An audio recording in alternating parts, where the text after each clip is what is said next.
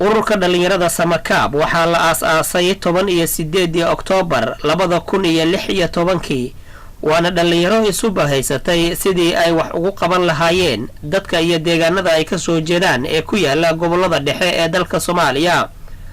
ururka dhalinyarada Samakaab waxa ay leeyihiin shuruuc u gaar ah taasi oo ay ku hagaan qorshahooda waxqabad. ururka waxa uu leeyahay laba gole oo kala ah golaha dhexe iyo golaha fulinta. labada gudoomiye ee labada gole waa ay kala madax bannaan yihiin, mid walibana waxa uu qabtaa shaqadii loogu talagalay. ururka sidoo kale waxa uu leeyahay xoghaye guud, xubno isugu jira afhayeen, madaxa maaliyadda, madaxa arrimaha bulshada iyo dhalinyarada, iyo madaxa xiriirka caalamiga ah. ururka ayaa markii la aasaasay durbadiiba waxa uu bilaabay gurmad degdeg ah oo loogu gurmanayo dadka ay abaaruhu saameeyeen ee ku dhaqan gobolada dhexe ee dalka Soomaaliya, halkaasi oo aysan jirin cid war iyo wacaad u haysa, balse ay ka jirtay abaar aad u baahsan.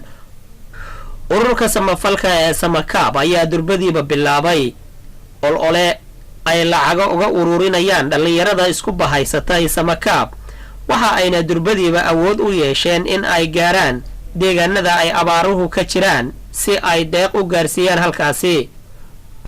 gudoomiyaha golaha fulinta Dr. Mahdi Maxamuud Geelle Qudus iyo wakiilada Samakaab ee gobolada dhexe ayaa markii ugu horeysay biyo qaybin ka sameeyay deegaano hoostaga degmooyinka Dhuusamareeb, Matabaan iyo Gurceel, halkaasi oo ay ku sugnaayeen dad ay abaaruhu halakeeyeen.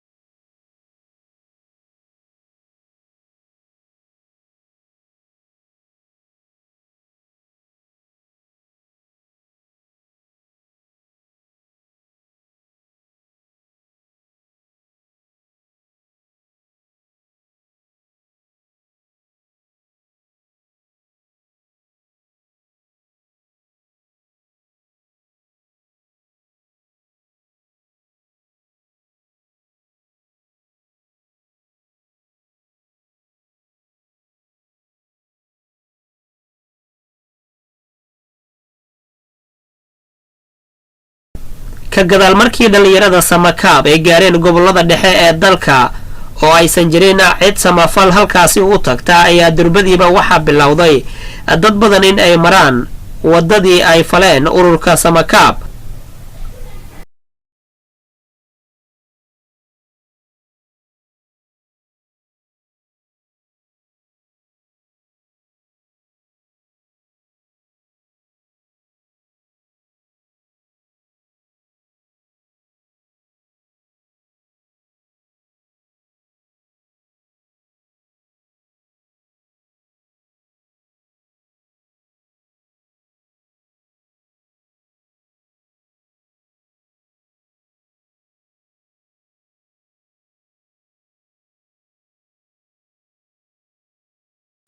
dad badan ayaa durbadiiba maray wadadii ay faleen ururka samakaab waxaana durbadiiba goboladaasi gaaray lacaga ay iska soo ururiyeen jaalidaha ka soo jeeda gobolada mudug galgaduud iyo hiiraan walow xaalada abaar ee halkaasi ka jirta aysan ku filayn gurmadka haatan gaaray.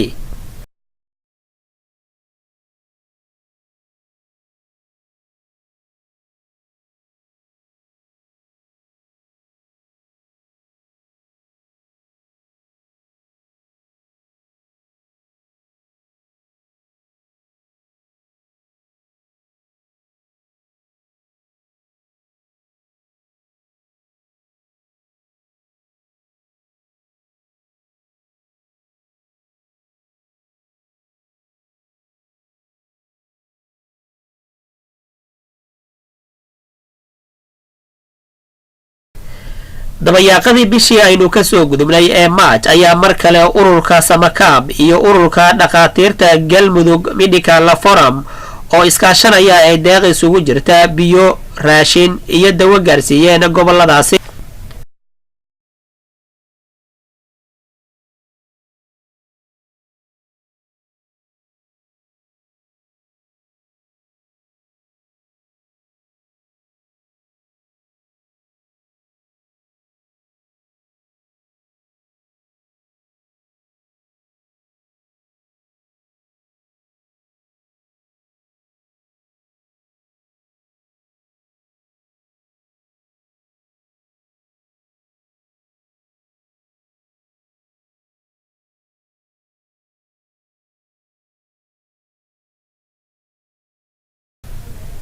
raashinka ay qaybinayeen labada urur ee isbiirsatay ayaa waxaa ka faa'iideystay 500 oo qoys oo kala degan 33 tuulo. sidoo kale dhanka caafimaadka ayaa waxaa ka faa'iideystay 100 qofood oo isugu jirta caruur, haween iyo dad da' kuwaasi oo ku dhibaateysnaa deegaanadaasi. sidoo kalena ururka samakaab ayaa deeq lacag gaarsiiyay deegaanka ari cadeeye iyo deegaano hoostaga ismaamulka Soomaalida Itoobiya oo abaaro baani ay ka jiraan. ugu dambeyntii ururka samakaab oo ah urur dhalinyaro isbiirsatay ayaa waxa uu ka madax bannaan yahay siyaasadaha isdiidan ee ka jira dalka Soomaaliya waana urur ka shaqeeya arrimaha bulshada. waxyaabaha uu ururka sida gaarka ah diiradda u saarayo ayaa waxaa ka mid ah caafimaadka, waxbarashada, taakulaynta dadka taagta yar